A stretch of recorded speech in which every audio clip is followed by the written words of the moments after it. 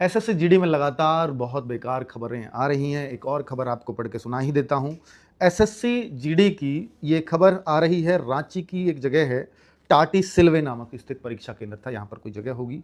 वहाँ पर क्या हुआ बच्चों कि पहले से ही सेट था, जो वहाँ का आईटी का हेड होगा उस लैब का, वो पहले से ही बिका हुआ था, बच्चे से सेटिंग थी, बच्चे की एंट्री पहले करा दी गई और बच्चा जाते ही बैठा सिस्टम पे, उसने ऑन ऑफ किया, इतनी देर में सिस्टम वालों ने हैक कर लिया और उसका पेपर हल होना शुरू हो गया। और जैसे ही बच्चे आए उन्होंने उसको पहले ही बैठा हुआ पाया और माउस पे सिर्फ उसने हाथ रखा था और वहाँ पर जो ऑब्जर्वर था उसने देखा कि ये बच्चा तो माउस पे हाथ रख के बैठा, पेपर सॉल्व हो रहा है, तो वो तो चलो उसकी तीखी नज़र थी, उसने पकड़ लिया।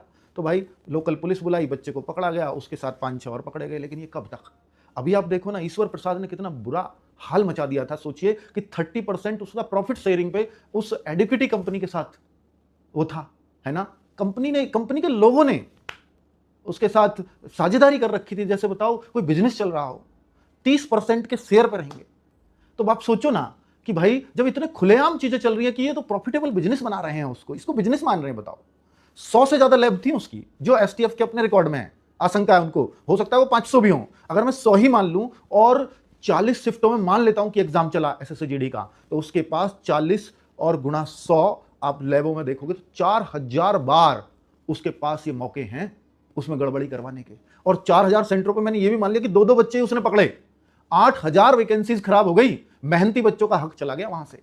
तो भाई ये आखिर कब तक चलेगा? तो ईश्वर प्रसाद ने तो सबकी आंखें खोल दी। अगर ये पेपर ऑफलाइन होता तो अब तक कब का री एग्जाम घोषित हो गया होता, लेकिन ऑनलाइन है, यहां पर पेपर लीक नहीं होता। हो भी कैसे सकता है पेपर लीक, क्योंकि वो तो एग्जाम हैक होता है, यहां पर तो सिस्टम हैक होता है।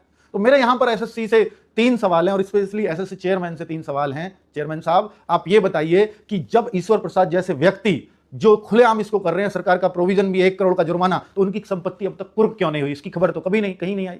और आप सोचो कि अगर 48 नीट में केवल 22 लाख बच्चा था, यहां 48 लाख है, यहां 48 लाख की आवाज नहीं सुनी जा रही, वहां तुरंत सीबीआई को जांच दे दी गई, यहां केवल एसटीएफ पे। मैं ये सवाल नहीं खड़ा कर रहा हूं कि सीबीआई ज्यादा बढ़िया है या एसटीएफ ज्यादा अच्छा काम करती है, लेकिन यहां पर जो अत्याधुनिक उपकरण है, जो अत्याधुनिक तकनीक है, वो सीबीआई के पास होती है।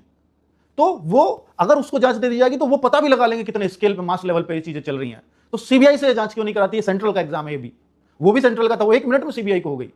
अब यहां पर बच्चों एसएससी चेयरमैन साहब, इस बात की भी क्या आप गारंटी देंगे कि आगे की किसी भी शिफ्ट में ऐसा बच्चों के साथ नहीं होगा? ये गारंटी तो आपको देनी चाहिए, और नहीं दे सकते हो तो फिर इस बात का जवाब दीजिए कि ये कब तक चलेगा।